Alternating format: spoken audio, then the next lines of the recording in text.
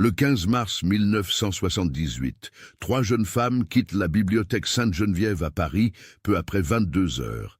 Elles ne rentreront jamais chez elles. Pendant plus de 40 ans, leurs familles vivront sans réponse, sans corps, sans la moindre explication. Jusqu'au jour où des ouvriers, en démolissant un mur dans un vieil immeuble du 13e arrondissement, découvrent un magnétophone cassette dissimulé derrière une fausse paroi. Les enregistrements qu'il contient vont révéler une vérité que personne n'aurait pu imaginer. Qu'est-ce que ces trois étudiantes ont vraiment vécu cette nuit-là? Et pourquoi quelqu'un a-t-il enregistré leurs dernières heures? Avant de continuer avec cette histoire troublante, si vous appréciez les affaires mystérieuses réelles comme celle-ci, abonnez-vous à la chaîne et activez les notifications pour ne manquer aucune nouvelle enquête. Maintenant, découvrons comment tout a commencé. Paris, automne 1977. La ville vibre encore des échos de mai 68, même si près d'une décennie s'est écoulée. Les universités restent des lieux d'effervescence intellectuelle et politique. Dans le quartier latin, les cafés débordent de discussions passionnées jusqu'à tard dans la nuit. C'est dans cette atmosphère que trois jeunes femmes se rencontrent à la rentrée universitaire. Amélie Fontaine a 21 ans lorsqu'elle arrive à la Sorbonne pour sa 3e année de littérature. Originaire de Lyon, elle a grandi dans une famille de la classe moyenne. Sa mère, Hélène, enseigne dans une école primaire et son père travaille comme comptable dans une entreprise textile. Amélie est le genre de personne qui illumine une pièce par sa simple présence. Ses cheveux châtains coupés au carré encadrent un visage ouvert et expressif. Elle rêve de devenir écrivaine, noircie des carnets entiers de poèmes et de nouvelles. Ses professeurs louent son imagination débordante, même s'ils lui reprochent parfois un manque de rigueur académique. Sophie Leclerc, 22 ans, est l'exact opposé. Parisienne de naissance, elle a grandi dans le 16e arrondissement, dans un appartement bourgeois donnant sur le Trocadéro. Son père, Jean Leclerc, est médecin généraliste à la retraite depuis 2 ans. Sa mère est décédée lorsqu'elle avait 15 ans, d'un cancer foudroyant. Cette perte a transformé Sophie en une jeune femme réservée, presque austère. Elle étudie l'histoire de l'art, avec une méticulosité obsessionnelle, passe des heures à analyser chaque détail d'une œuvre, prend des notes d'une écriture minuscule et parfaitement ordonnée. Ses longs cheveux noirs sont toujours attachés en un chignon strict. Elle porte invariablement des vêtements sombres et évite le maquillage. Margot Villeneuve, la plus jeune à 20 ans, vient de Bordeaux.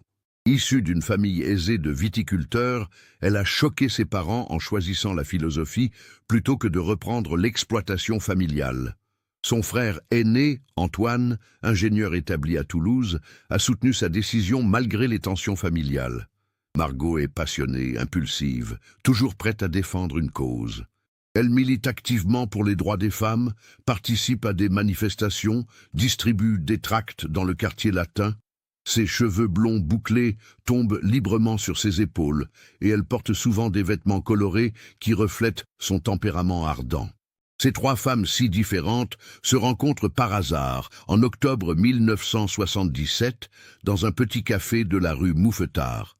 Le refuge, tenu par Madame Blanchard, une femme d'une 50aine d'années au sourire maternel, devient rapidement leur quartier général. Elles y passent des après-midi entiers à discuter de littérature, d'art, de politique, de leurs rêves et de leurs peurs. Amélie apporte la légèreté, Sophie la profondeur analytique, Margot la passion révolutionnaire. Au fil des mois, leur amitié se renforce. Elles forment un trio inséparable, facilement reconnaissable sur le campus.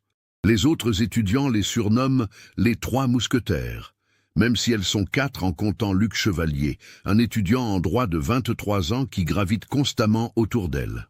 Luc est grand, dégingandé, avec des lunettes rondes qui lui donnent un air d'intellectuel distrait. Il est secrètement amoureux d'Amélie, un fait que tout le monde connaît sauf elle, absorbée par ses rêves littéraires. Elles partagent une chambre à 3 dans une résidence étudiante de la rue Claude Bernard, dans le 5e arrondissement. L'appartement est minuscule, avec une kitchenette, une salle de bain commune et une chambre où elles ont entassé 3 lits simples. Les murs sont couverts d'affiches de films, de reproductions de tableaux et de citations philosophiques griffonnées sur des feuilles punaisées au hasard. Bernard Arnault, le gardien de l'immeuble, un homme d'une 60aine d'années au visage buriné, les apprécie particulièrement. Il leur apporte parfois des croissants le dimanche matin et ferme les yeux quand elles rentrent après le couvre-feu théorique de 23 heures.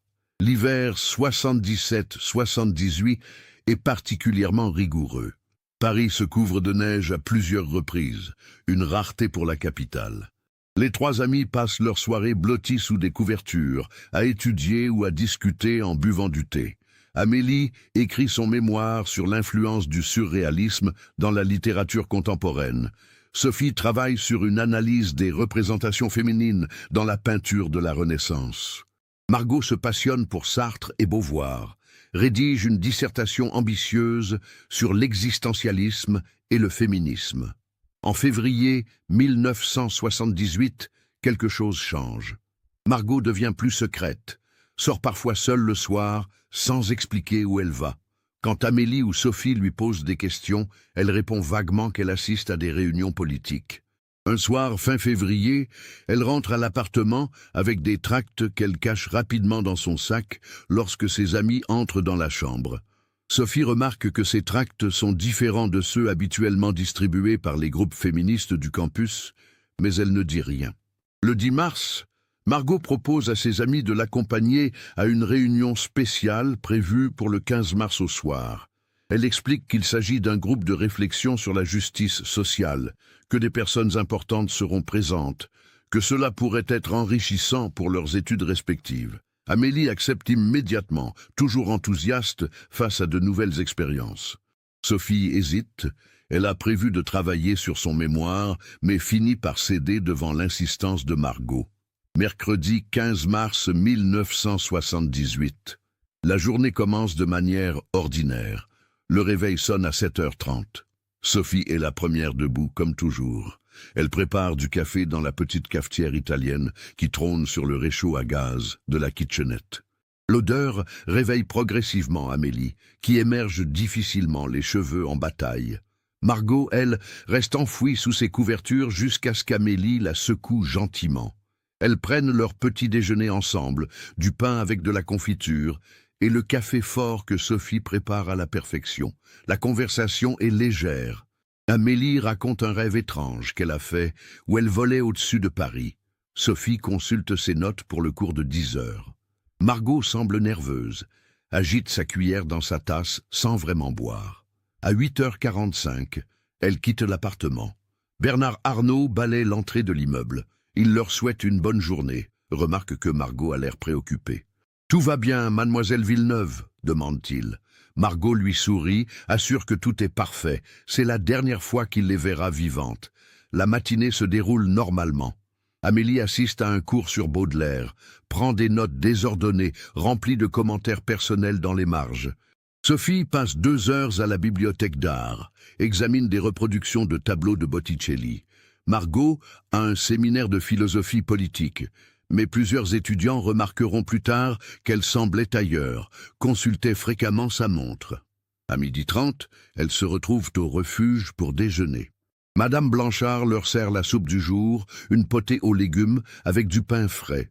Luc Chevalier les rejoint.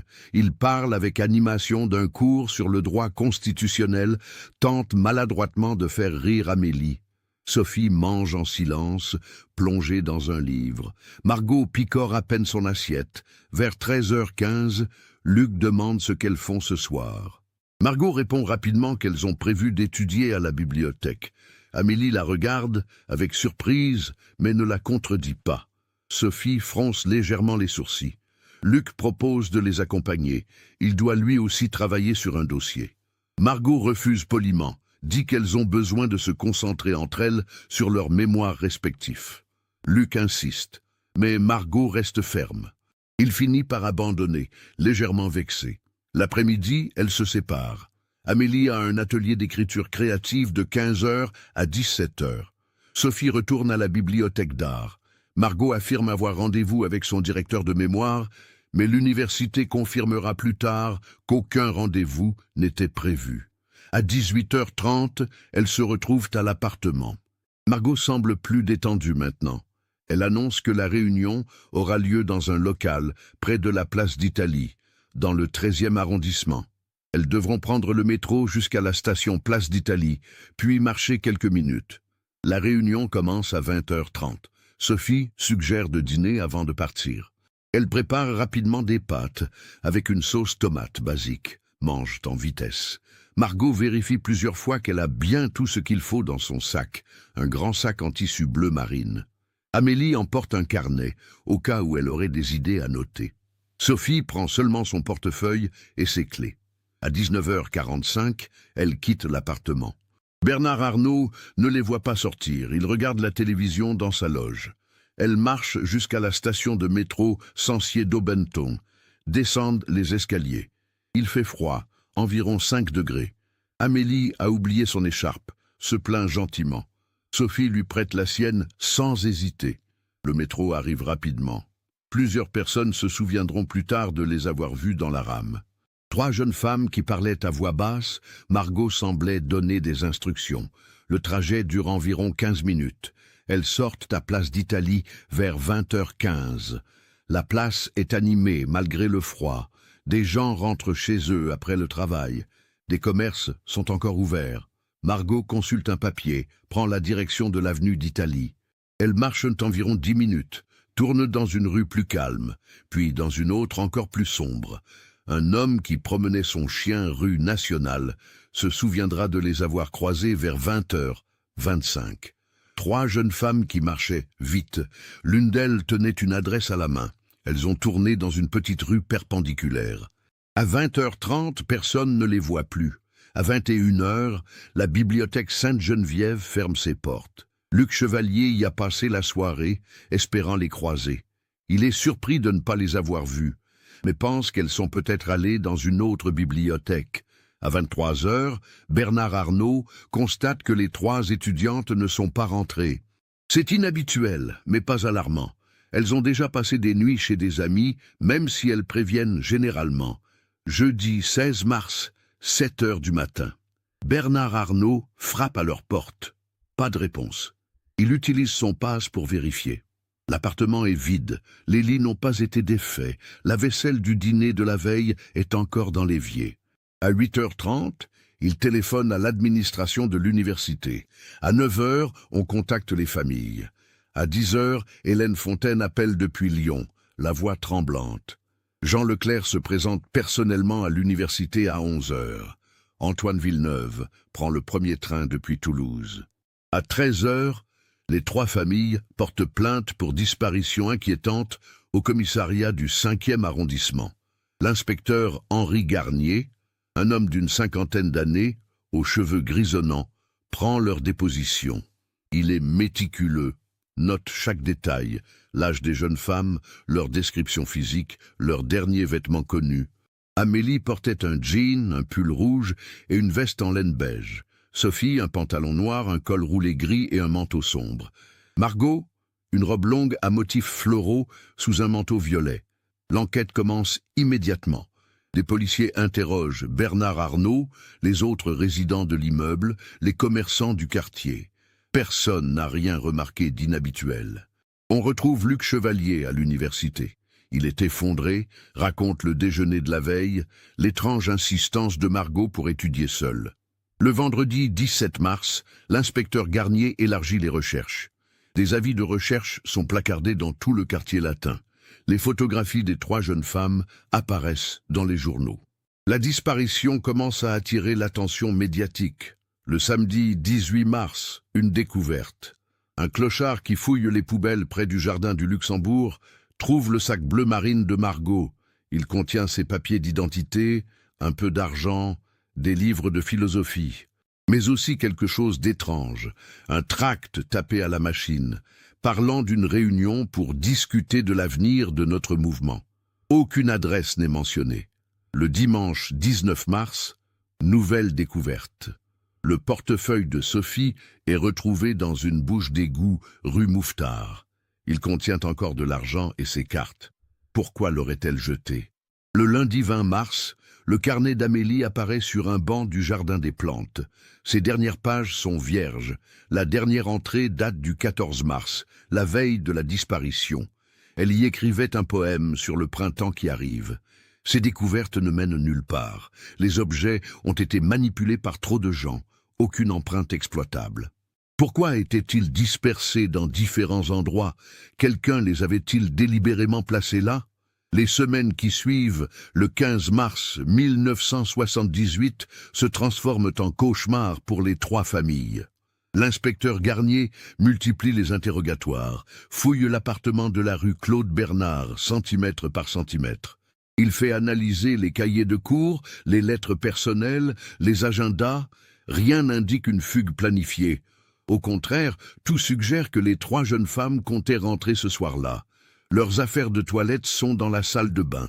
Le loyer du mois suivant était déjà préparé dans une enveloppe sur la table de la cuisine. Hélène Fontaine s'installe dans un petit hôtel du 5e arrondissement. Elle ne peut pas retourner à Lyon sans sa fille. Chaque matin, elle marche dans le quartier latin, distribue des tracts avec la photo d'Amélie, interroge les passants. Son mari la rejoint les week-ends, le visage de plus en plus creusé par l'angoisse. Leur vie à Lyon se désintègre lentement. Hélène finit par prendre un congé sans solde de son poste d'enseignante. Jean Leclerc, le père de Sophie, mobilise ses anciennes relations du milieu médical. Il finance des détectives privés, offre une récompense de 50 000 francs pour toute information. Son appartement du 16e arrondissement devient un centre de coordination informelle. Des bénévoles y affluent, organisent des battues dans les bois entourant Paris, drainent les étangs, explorent les carrières abandonnées. Chaque week-end pendant des mois, des dizaines de personnes passent au peigne fin les environs de la capitale. Antoine Villeneuve démissionne de son poste d'ingénieur à Toulouse et s'installe à Paris. Il dort sur le canapé de l'appartement de son père, mais passe ses journées à mener sa propre enquête. Il interroge les militants des groupes politiques que fréquentait sa sœur, assiste aux réunions, prend des notes compulsives. Il est convaincu que la clé se trouve dans les activités politiques de Margot. Luc Chevalier sombre dans la dépression. Il abandonne ses études de droit au mois de mai. Ses parents, inquiets, le ramènent dans leur maison de Normandie. Il passe l'été à ruminer, se reprochant de ne pas avoir insisté davantage pour les accompagner ce soir-là. Et si sa présence aurait tout changé? Cette question le hante. Madame Blanchard, la propriétaire du refuge, place une photo des trois amis au-dessus du comptoir. Elles refusent d'enlever leur table habituelle près de la fenêtre, la garde réservée comme si elles allaient revenir. Les habitués du café respectent cette décision silencieuse. Pendant des années, cette table restera vide. L'enquête officielle piétine. L'inspecteur Garnier explore toutes les pistes. La théorie d'un enlèvement crapuleux est rapidement écartée, aucune demande de rançon n'arrive. L'hypothèse d'un crime passionnel est examinée. Luc est longuement interrogé, ses alibis vérifiés et contre-vérifiés. Il était bien à la bibliothèque Sainte-Geneviève. Plusieurs témoins le confirment. Des témoignages contradictoires émergent. Une femme affirme avoir vu trois jeunes filles, correspondant à leur description, monter dans une voiture noire, rue Nationale, vers 20h30 le 15 mars. Mais elle ne peut pas identifier la marque du véhicule. Un étudiant prétend avoir aperçu Amélie seule à la gare de Lyon le 17 mars. La police vérifie, mais les employés de la gare ne peuvent rien confirmer. Une vendeuse d'un magasin de vêtements du Marais jure avoir servi Sophie le 20 mars. Quand on lui montre d'autres photos, elle hésite, reconnaît finalement qu'elle n'est plus sûre. En juin 1978, l'affaire passe en première page du Figaro. L'article détaille la disparition, évoque les théories. Cela génère un déluge de faux témoignages. Des dizaines de personnes appellent, certaines sincèrement convaincues, d'autres manifestement déséquilibrées. Une femme de Marseille affirme que les trois étudiantes vivent chez elle. La police se déplace, découvre qu'elles souffrent de troubles psychiatriques sévères. Un homme de Lille prétend les avoir vues embarquer sur un bateau pour l'Angleterre. L'enquête révèle qu'ils n'étaient même pas dans la région en mars. L'été arrive, Paris se vide de ses étudiants. Le campus devient étrangement silencieux. Les familles continuent leurs recherches, mais l'espoir s'effrite progressivement. Hélène Fontaine pleure toutes les nuits dans sa chambre d'hôtel. Jean Leclerc développe des insomnies chroniques, arpente son appartement jusqu'à l'aube. Antoine Villeneuve remplit des carnets entiers de notes, dessine des organigrammes, tentant de relier tous les éléments connus. En septembre, la rentrée universitaire ravive l'attention médiatique. De nouveaux étudiants arrivent, découvrent l'histoire. Certains organisent une marche silencieuse du Panthéon à la place d'Italie. Plus de 200 personnes y participent. Les familles marchent en tête, portant des photos agrandies des disparus. Les journalistes sont présents, filment, photographient. Le 20h de TF1 diffuse un long reportage. Mais après cette brève résurgence, l'affaire retombe progressivement dans l'oubli médiatique. D'autres nouvelles occupent les manchettes. La vie continue. Pour le reste du monde, les trois étudiantes deviennent une histoire tragique parmi d'autres. Pour leurs proches, c'est une plaie qui ne cicatrise jamais. Les années passent. 1979, 80, 81. L'inspecteur Garnier prend sa retraite en 1983. Il remet le dossier à son successeur avec un sentiment d'échec. Dans son discours de départ, il mentionne cette affaire comme son plus grand regret professionnel. Hélène Fontaine retourne finalement à Lyon en 1980. Elle reprend l'enseignement, mais ses collègues remarquent qu'elle n'est plus la même. Elle a les yeux constamment cernés, sursaute au moindre bruit. Elle garde la chambre d'Amélie exactement comme elle était, change les draps toutes les semaines comme si sa fille allait rentrer. Jean Leclerc vend son appartement du Trocadéro. Les souvenirs y sont trop douloureux. Il déménage dans un studio près du Jardin des Plantes. Il passe ses journées à marcher dans le quartier latin, sur les traces de Sophie. Certains commerçants le reconnaissent, détournent le regard avec gêne. Que peut-on dire à un homme qui a perdu son unique enfant sans explication? Antoine Villeneuve finit par accepter un poste d'ingénieur à Paris. Il ne renonce jamais vraiment, continue d'appeler régulièrement le commissariat, de vérifier si de nouvelles pistes ont émergé. La réponse est toujours la même. Non, monsieur Villeneuve, aucun développement. Nous n'oublions pas, mais nous n'avons rien de nouveau. Le dossier reste officiellement ouvert, comme tous les dossiers de personnes disparues. Mais dans les faits, plus personne n'y travaille activement. Les années 90 arrivent, le monde change. Internet apparaît, les téléphones portables se démocratisent, Paris se transforme. Le quartier de la place d'Italie est rénové, des immeubles sont démolis, d'autres construits. En 2003, Hélène Fontaine meurt d'une crise cardiaque à 68 ans. Jusqu'à son dernier souffle, elle a espéré revoir Amélie. À ses funérailles, Jean Leclerc est présent. Les deux parents se sont soutenus pendant toutes ces années, unis par leur douleur commune. Jean a maintenant 85 ans, marche avec une canne. Il survit à Hélène de 2 ans, s'éteint paisiblement en 2005. Antoine Villeneuve, lui, est toujours vivant en 2019. Il a 63 ans. Il s'est marié, a eu 2 enfants, mais n'a jamais cessé de chercher sa sœur. Chaque 15 mars, il se rend sur les lieux où Margot a été vue pour la dernière fois. Il dépose des fleurs rue Nationale, à l'endroit approximatif où le témoin au chien les avait croisées. Le dossier de l'affaire dort maintenant dans les archives de la préfecture de police de Paris. Des centaines de pages d'interrogatoires, de rapports, de photos, des théories explorées et abandonnées, des pistes suivies jusqu'à des impasses. Tout est là, soigneusement classé, attendant qu'un miracle se produise. En 2010, une journaliste spécialisée dans les cold cases consacre un podcast à l'affaire. Elle interroge Antoine, relie tous les documents disponibles, propose de nouvelles hypothèses.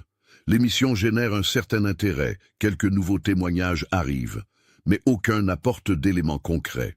Une femme se souvient avoir vu des jeunes filles près d'un bâtiment abandonné du 13e arrondissement en 1978, mais elle ne peut pas être plus précise. Un ancien étudiant raconte que Margot lui avait parlé d'un groupe politique secret, mais il n'a jamais su lequel. Le temps continue son œuvre inexorable. Les témoins vieillissent, leurs souvenirs se brouillent. Certains meurent emportant avec eux des informations qui auraient pu être cruciales. Bernard Arnault, le gardien qui les a vus partir ce 15 mars, décède en 2015 à 97 ans. Madame Blanchard ferme le refuge en 2012, trop âgée pour continuer. La photo des 3 amis la suit dans sa maison de retraite. Luc Chevalier est devenu avocat malgré tout. Après avoir repris ses études en 2000, il vit à Rouen, rarement revient à Paris. Quand il le fait, il évite soigneusement le quartier latin. Trop de fantômes. Il s'est marié, divorcé, n'a jamais eu d'enfant. Lors de rares entretiens, il admet que la disparition d'Amélie a probablement détruit sa capacité à s'attacher vraiment à quelqu'un. Janvier 2019. Le 13e arrondissement de Paris connaît une transformation urbaine majeure. Un vieux bâtiment industriel de la rue Nationale, abandonné depuis des décennies, est voué à la démolition. L'immeuble date de la fin du 19e siècle, a servi d'atelier de confection jusqu'aux années 70, puis a été laissé à l'abandon. Les vitres sont brisées, les murs tagués, le toit partiellement effondré. La société de construction mandatée pour le projet doit d'abord sécuriser et vider le bâtiment avant la démolition prévue pour mars. Une équipe de 5 ouvriers commence le travail le lundi 7 janvier. Ils portent des casques, des masques anti-poussière, des gants épais. L'intérieur est un chaos de débris, de gravats, de vieux meubles pourris. Le chef d'équipe, Karim Benali, un homme de 42 ans originaire de Montreuil, supervise les opérations. Il progresse méthodiquement, étage par étage. Le rez-de-chaussée ne contient rien d'intéressant, juste des détritus accumulés au fil des ans. Le premier étage révèle d'anciennes machines à coudre industrielles, rouillées et inutilisables. Le mercredi 9 janvier, l'équipe attaque le 2e étage. L'un des ouvriers, Samir Khalil, 28 ans, découvre une pièce dont la porte a été murée. Ce n'est pas inhabituel dans les vieux bâtiments. Souvent des espaces étaient condamnés pour diverses raisons. Karim décide de l'ouvrir quand même, par acquis de conscience. Ils utilisent une masse pour briser le mur de briques. Le mortier est vieux, friable, cède facilement. Derrière, ils découvrent une petite pièce d'environ 15 mètres carrés. Pas de fenêtre, juste 4 murs nus et un plafond fissuré.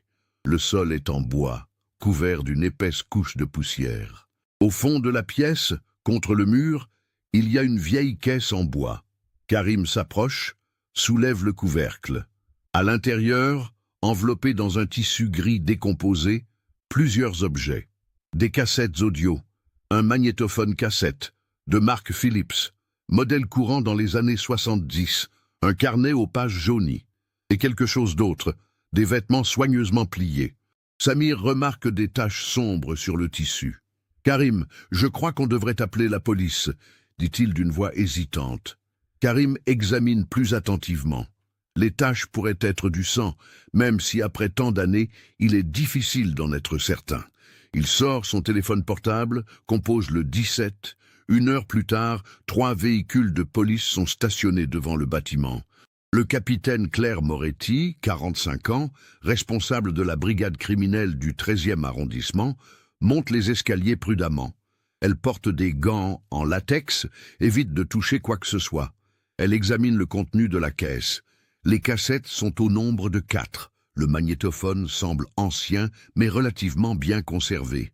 Le carnet contient des notes manuscrites, difficiles à déchiffrer à première vue. Les vêtements, un pull rouge, un col roulé gris, un morceau de tissu fleuri qui pourrait être une robe. Claire Moretti sent son pouls s'accélérer. Elle travaille dans la police depuis 23 ans, a vu beaucoup de choses, mais quelque chose dans cette découverte la trouble profondément. « Personne ne touche à rien », ordonne-t-elle. On sécurise la scène et on appelle la scientifique. L'équipe technique arrive dans l'après-midi. Ils photographient tout sous tous les angles, prélèvent des échantillons de poussière, de fibres, analysent les tâches. La caisse et son contenu sont soigneusement emballés et transportés au laboratoire de la préfecture. Le lendemain, jeudi 10 janvier, les premiers résultats arrivent. Les taches sont effectivement du sang humain, mais trop ancien pour permettre une analyse ADN complète avec les techniques standards. Les vêtements correspondent stylistiquement aux années 70. Le magnétophone est un modèle fabriqué entre 1976 et 1980. Claire demande à écouter les cassettes. Le technicien prévient que le magnétophone est vieux, que les bandes magnétiques sont fragiles. Il transfère d'abord le contenu numériquement, avec précaution, en utilisant du matériel spécialisé. Le vendredi 11 janvier, Claire s'enferme dans son bureau. Elle insère ses écouteurs, lance la lecture de la première cassette. D'abord, un grésillement. Puis une voix féminine, jeune, légèrement tremblante. Si quelqu'un trouve ceci, nous sommes Amélie Fontaine, Sophie Leclerc et Margot Villeneuve. Nous sommes étudiantes à Paris. Aujourd'hui, c'est le 15 mars 1978. Il est environ 23 heures. Nous ne savons pas si nous sortirons d'ici vivantes. Claire se fige. Elle connaît ces noms. Tout policier parisien ayant un minimum d'ancienneté connaît l'affaire des 3 étudiantes disparues. C'est l'un des cold cases les plus célèbres de la capitale. Elle continue d'écouter, le cœur battant. La voix reprend, plus assurée maintenant. Nous voulons laisser un témoignage de ce qui s'est passé ce soir, au cas où. Margot a trouvé ce magnétophone dans un coin de la pièce. Il y avait des cassettes vierges avec. C'est un miracle. Nous allons tout raconter. Une autre voix différente, plus grave. Je suis Sophie. Nous sommes arrivés ici vers 20h30. L'adresse que Margot avait reçue. Un bâtiment qui semblait abandonné rue Nationale. Nous avons hésité, mais Margot a insisté. Nous sommes entrés. Une troisième voix, celle-ci vibrante d'émotions contenues. C'est Margot. C'est ma faute. Tout est ma faute. J'aurais dû me méfier, mais je voulais tellement t'aider. Il m'avait dit que c'était important, que nous pouvions faire la différence. Claire arrête la lecture. Ses mains tremblent légèrement. Elle doit gérer cela avec une extrême prudence. C'est potentiellement la plus grande découverte dans cette affaire depuis 41 ans. Claire Moretti convoque immédiatement une réunion avec son supérieur, le commissaire divisionnaire Alain Mercier. Elle lui fait écouter les premières minutes de la cassette. Mercier, un homme de 58 ans au visage sévère, reste silencieux pendant toute la durée. Quand l'enregistrement s'arrête, il retire ses lunettes, les nettoie lentement. « Vous réalisez ce que cela signifie ?» dit-il finalement. « Cette affaire a hanté cette préfecture pendant des décennies. Si ces enregistrements sont authentiques, et je n'ai aucune raison de croire qu'ils ne le sont pas, nous tenons peut-être enfin notre réponse. » Il décroche son téléphone, appelle le procureur de la République. Une enquête officielle est rouverte immédiatement. Claire est nommée responsable. Elle dispose de moyens considérables, une équipe de 8 enquêteurs, l'accès aux technologies les plus récentes. La première priorité est d'authentifier les enregistrements. Des experts en analyse vocale comparent les voix aux rares enregistrements existants des 3 étudiantes. Il n'y en a pas beaucoup, juste quelques interviews données par Amélie pour la radio étudiante en 1977, une vidéo amateur d'une manifestation où on entend Margot scander des slogans. Pour Sophie, c'est plus difficile, elle parlait peu en public. Les résultats arrivent après 1 semaine. Les experts sont catégoriques. Les voix correspondent avec un degré de certitude de 95% pour Amélie et Margot. Pour Sophie, c'est plus bas, 70%, mais toujours dans la fourchette de probabilité acceptable. Claire contacte Antoine Villeneuve. Il a maintenant 63 ans, les cheveux complètement blancs. Quand elle lui annonce la découverte, il reste muet pendant de longues secondes. Puis il éclate en sanglots, pour la première fois depuis des décennies. « Je peux entendre sa voix ?» demande-t-il d'une voix brisée.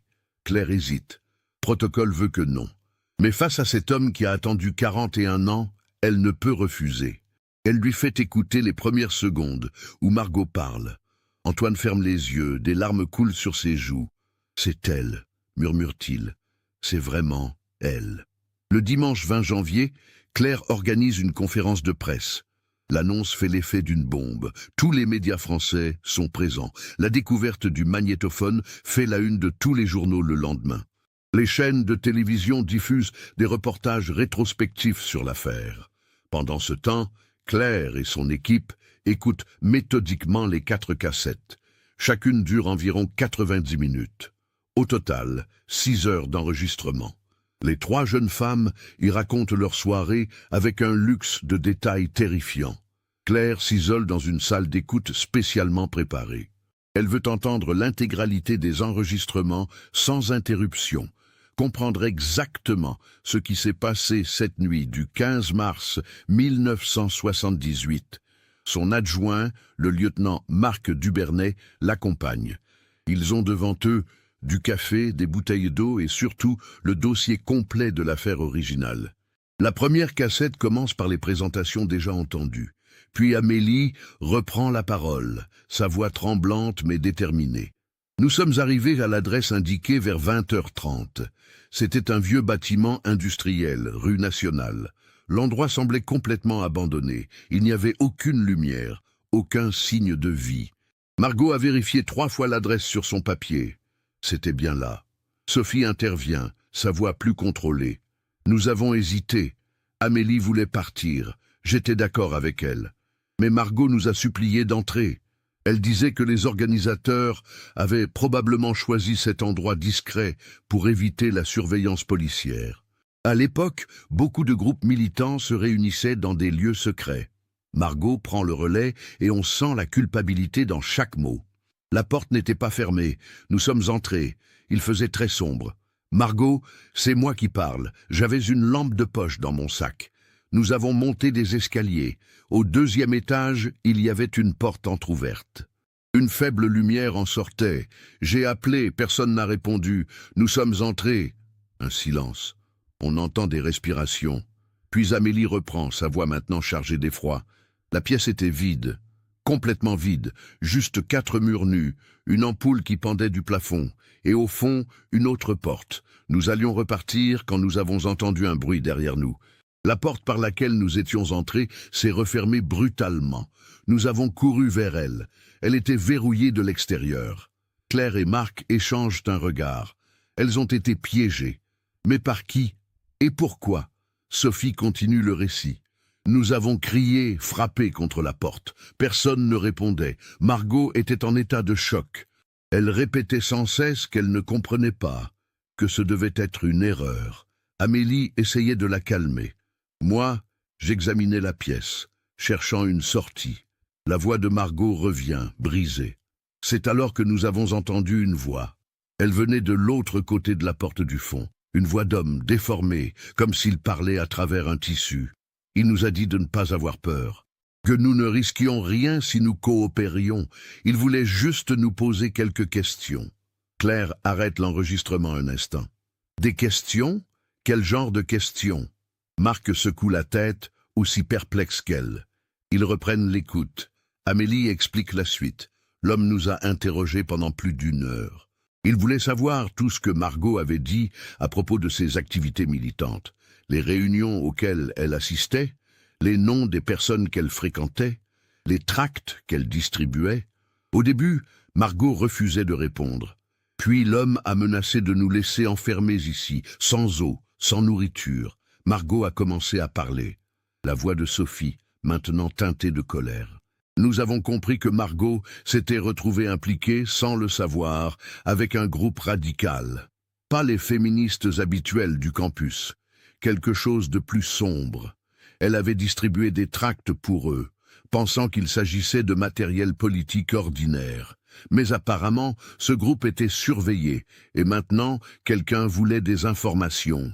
Margot reprend, sa voix à peine audible. Je leur ai tout dit, tous les noms que je connaissais, les lieux de réunion, les dates. Je pensais que si je coopérais, ils nous laisseraient partir. Mais quand j'ai fini, l'homme a ri. Un rire froid, sans joie. Il a dit que nous en savions trop maintenant, que nous ne pouvions pas sortir. Un long silence suit. On entend des sanglots étouffés.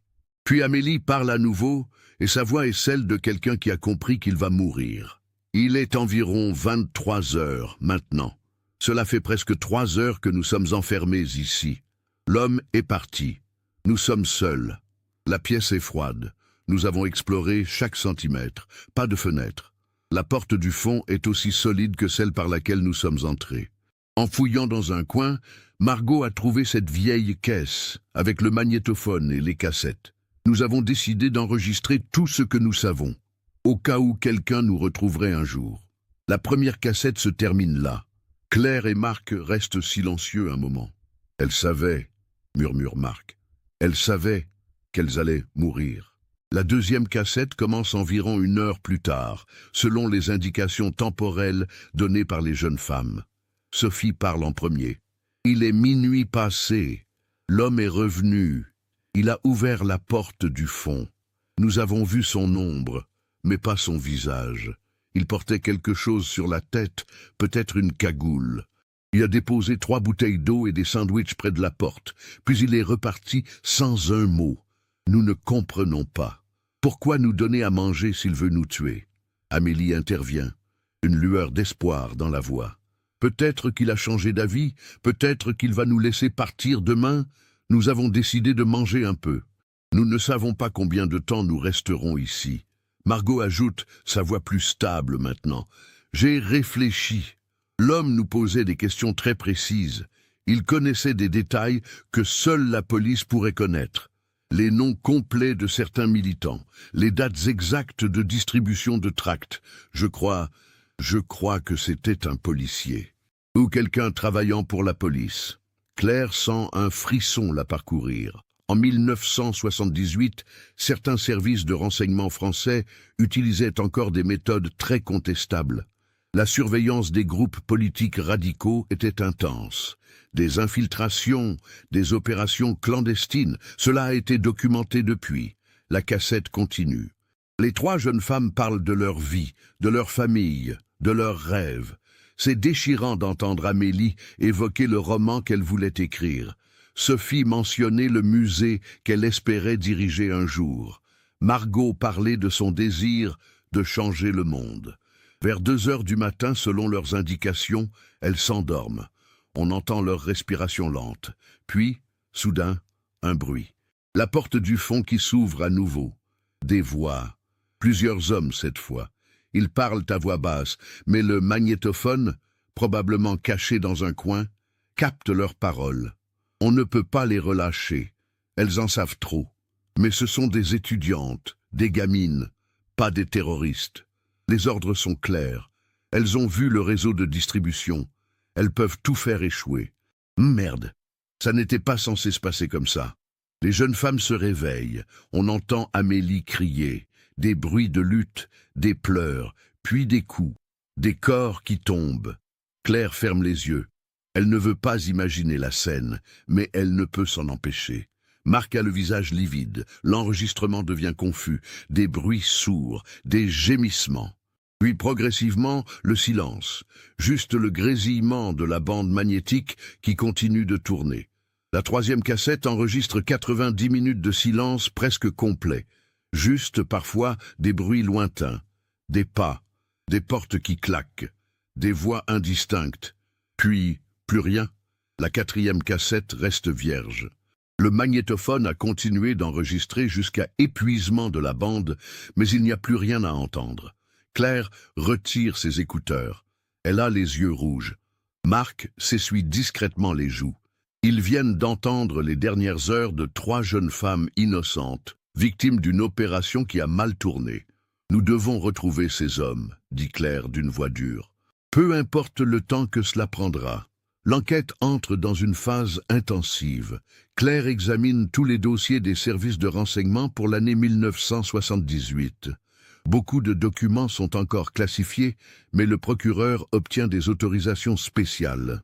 Marc épluche les archives, recherche des opérations menées dans le 13e arrondissement à cette période. Il découvre qu'en mars 1978, plusieurs groupes d'extrême gauche faisaient l'objet d'une surveillance rapprochée. Un réseau en particulier soupçonné de préparer des actions violentes. La DST, Direction de la surveillance du territoire, avait infiltré ce groupe. Claire contacte d'anciens membres de la DST, maintenant retraités. La plupart refusent de parler. Le secret professionnel, disent-ils. Même 40 ans après. Mais l'un d'eux, Georges Lemoine, 79 ans, ancien agent, accepte de la rencontrer. Il se retrouve dans un café discret du 14e arrondissement. Georges est un homme voûté, au regard fatigué. Il commande un café, allume une cigarette, malgré l'interdiction. Je sais pourquoi vous êtes là, dit-il sans préambule. Les 3 étudiantes, j'ai suivi l'affaire dans les journaux. Quand elles ont disparu, j'ai eu des soupçons. Claire se penche en avant. Vous saviez quelque chose? Georges tire sur sa cigarette, souffle lentement la fumée. En mars 78, nous menions une opération contre un groupe qui se faisait appeler le Cercle Rouge. Des gens dangereux. Ils préparaient des attentats. Nous avions infiltré leur réseau, mais nous voulions remonter jusqu'au chef. L'un de mes collègues, Jean-Baptiste Arnoux, était chargé de récupérer des informations auprès de sympathisants périphériques. Margot Villeneuve était l'une d'elles? Georges hoche la tête. Elle ne savait pas vraiment dans quoi elle s'était embarquée. Elle pensait juste aider une cause progressiste. Arnoux devait la rencontrer, l'interroger discrètement. Mais quelque chose a mal tourné. Il était censé la voir seule. Au lieu de ça, elle est venue avec ses 2 amis. Claire sent la colère monter. Et qu'est-ce qu'il a fait? Georges écrase sa cigarette, le regard fuyant. Je ne sais pas exactement. Arnoux n'a jamais fait de rapport détaillé. Il a juste dit que les filles avaient pris peur et s'étaient enfuies, que l'opération avait échoué. Mais j'ai toujours pensé qu'il mentait. La manière dont il évitait le sujet, son comportement étrange dans les semaines qui ont suivi. Où est-il maintenant? Mort, cancer, il y a 10 ans. Mais il n'était pas seul cette nuit-là.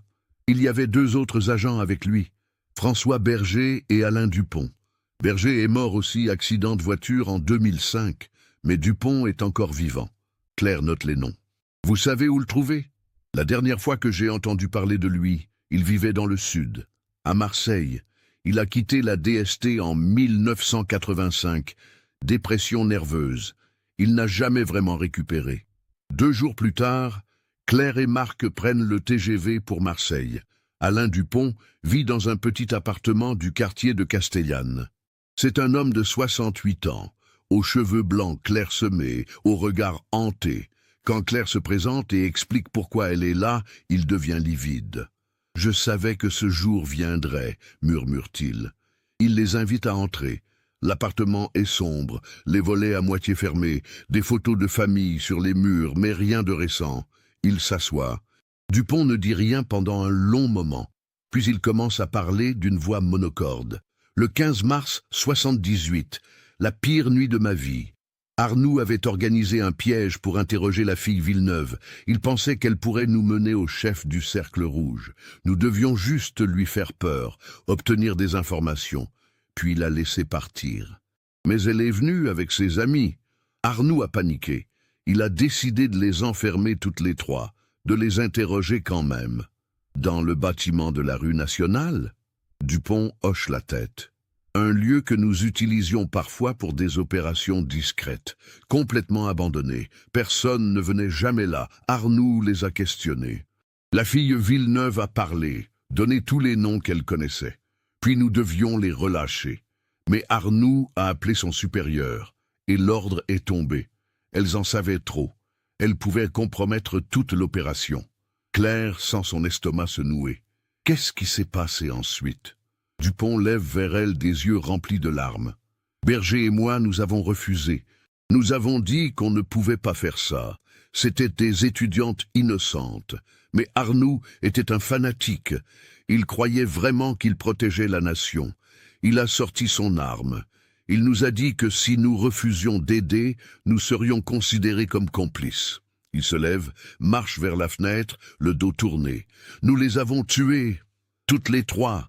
Arnoux en premier. Berger et moi, nous avons juste regardé. Nous n'avons rien fait pour les arrêter. C'est pareil. Nous sommes aussi coupables que lui. Marc intervient pour la première fois. Qu'avez-vous fait des corps? Il y avait une vieille cuve à acide dans le sous-sol du bâtiment. Un vestige de l'époque où c'était une usine. Arnoux, il a dissous les corps. Puis il a fait murer la pièce où nous les avions enfermés. Nous avons dispersé leurs affaires dans différents endroits de Paris pour faire croire à une fugue ou à un enlèvement. Claire doit faire un effort surhumain pour garder son calme. Le magnétophone, elles vous ont enregistré? Dupont se retourne, l'air surpris. Quoi? Il n'y avait pas de magnétophone. Nous avons tout fouillé avant de partir. Elle l'avait caché, dans une caisse, au fond de la pièce. Nous avons 6 heures d'enregistrement. Tout. Vos voix, vos conversations, l'agression. Dupont s'effondre dans un fauteuil, le visage entre les mains. Pendant 41 ans, il a vécu avec ce secret. Maintenant, la vérité va éclater. Je voulais me dénoncer, dit-il d'une voix brisée. Tellement de fois, mais j'avais peur.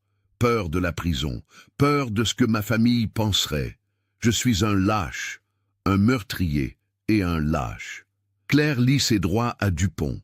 Il est placé en garde à vue immédiatement. Le lendemain, il est transféré à Paris. L'enquête se poursuit. Les enregistrements sont analysés par des experts. Les voix sont comparées aux quelques archives sonores existantes d'Arnoux et Berger. Les correspondances sont suffisantes pour confirmer leur implication. Le scandale éclate. La presse s'empare de l'affaire. Des révélations sur les méthodes de la DST dans les années 70 font les gros titres. Le gouvernement ouvre une commission d'enquête sur les opérations clandestines de cette époque. Antoine Villeneuve est contacté par Claire. Elle lui explique tout ce qu'ils ont découvert. Il reste silencieux un long moment, puis demande une seule chose. Est-ce qu'elle a souffert? Claire hésite. Mentir serait plus charitable. Mais Antoine mérite la vérité. Oui, je suis désolé, mais elles ont été courageuses jusqu'au bout. Elles ont laissé ce témoignage pour que la vérité soit connue un jour. Margot ne voulait pas que vous pensiez qu'elle vous avait abandonné. Antoine pleure au téléphone. Des sanglots profonds. 41 ans de douleur qui s'échappent enfin. Quand il se calme, il demande encore « Leur corps, détruit. Nous n'avons rien retrouvé dans le sous-sol. Mais nous avons leur voix. Leur dernier mot, c'est quelque chose. » En mars 2019, exactement 41 ans après leur disparition, une cérémonie commémorative est organisée au Père-Lachaise. 3 plaques portant les noms d'Amélie Fontaine, Sophie Leclerc et Margot Villeneuve sont dévoilées. Antoine est présent, entouré de sa famille. Luc Chevalier a fait le déplacement depuis Rouen. Les anciens camarades de classe qui se souviennent sont là aussi. Claire prononce quelques mots. Elle parle de courage, de justice, de vérité, qui finit toujours par émerger. Les médias sont présents, films, photographies. Cette histoire a ému toute la France. Alain Dupont est jugé en décembre 2019. À 68 ans, il comparaît pour séquestration, complicité de meurtre et dissimulation de cadavres. Son avocat plaide les circonstances atténuantes, l'ordre hiérarchique, la pression, le contexte politique de l'époque. Mais le procureur est implacable. 3 jeunes femmes innocentes ont été assassinées de sang-froid. Aucune circonstance ne peut excuser cela. Dupont est condamné à 20 ans de réclusion criminelle. Compte tenu de son âge et de sa santé fragile, il purgera probablement sa peine en milieu hospitalier. Mais au moins, il y a eu un jugement, une reconnaissance officielle de l'horreur commise. Le procès révèle d'autres zones d'ombre. Des documents déclassifiés montrent que plusieurs hauts responsables de la DST étaient au courant de l'opération. Certains ont couvert l'affaire, mais la plupart sont morts maintenant. La justice ne peut plus les atteindre. Antoine Villeneuve assiste à toutes les audiences. Chaque jour, il regarde Dupont dans les yeux. Le dernier jour après le verdict, il s'approche de lui dans le couloir du tribunal. Les gardes s'interposent, mais Antoine lève la main. « Je voulais juste vous dire une chose, » dit-il calmement. « Ma sœur était quelqu'un de bien. Elle croyait en la justice, en la possibilité de changer le monde. Vous lui avez pris sa vie, mais vous ne lui avez pas pris sa dignité. Son enregistrement l'a prouvé. Elle a été courageuse jusqu'à la fin, contrairement à vous. » Dupont baisse les yeux, incapable de soutenir le regard d'Antoine. Il est emmené, disparaît dans un couloir sombre. Dans les mois qui suivent, des historiens se penchent sur l'affaire. Des livres sont écrits, un documentaire est produit pour France Télévisions. L'histoire des 3 étudiantes devient un symbole des dérives des services de renseignement, des vies brisées par la raison d'État. Le bâtiment de la rue Nationale, où tout s'est passé, est finalement démoli comme prévu. Mais avant, une plaque commémorative est fixée sur le mur extérieur. Ici, le 15 mars 1978, Amélie Fontaine, Sophie Leclerc et Margot Villeneuve ont perdu la vie. Puisse leur mémoire nous rappeler la valeur de chaque existence. Antoine retourne parfois sur les lieux. Il reste là, silencieux, à se souvenir de sa sœur, de son rire, de ses convictions, de tout ce qu'elle aurait pu devenir. Elle aurait eu 62 ans maintenant. Peut-être aurait-elle été professeure de philosophie, peut-être aurait-elle continué à militer pour la justice sociale, peut-être aurait-elle eu des enfants. Toutes ces vies possibles, effacées en une nuit par la paranoïa et l'aveuglement idéologique. Le magnétophone cassette qui a permis de résoudre l'affaire est maintenant exposé au musée de la préfecture de police de Paris. Les visiteurs peuvent l'observer derrière une vitrine, petit objet banal qui contenait une vérité terrible. Un panneau explicatif raconte l'histoire. Beaucoup de gens s'arrêtent, lisent, réfléchissent. Amélie, Sophie et Margot voulaient laisser un témoignage. Elles ont réussi. Leur voix a traversé 41 ans de silence. Elle a parlé depuis une pièce murée, depuis l'oubli, depuis la mort. Et finalement, la justice a été rendue. Ce n'est pas le happy end qu'on espérerait. Les 3 jeunes femmes ne sont pas revenues. Leurs familles ont souffert pendant des décennies. Mais au moins, la vérité est connue. C'est quelque chose. C'est tout ce qui reste. Cette affaire nous montre que la vérité finit toujours par émerger, même après des décennies de silence. 3 jeunes femmes courageuses ont laissé un témoignage qui a traversé le temps pour que justice soit faite. Leur histoire nous rappelle aussi les dangers des dérives autoritaires, même lorsqu'elles prétendent servir l'intérêt général. Qu'en pensez-vous? Avez-vous perçu les signes tout au long de cette enquête? Partagez vos réflexions dans les commentaires.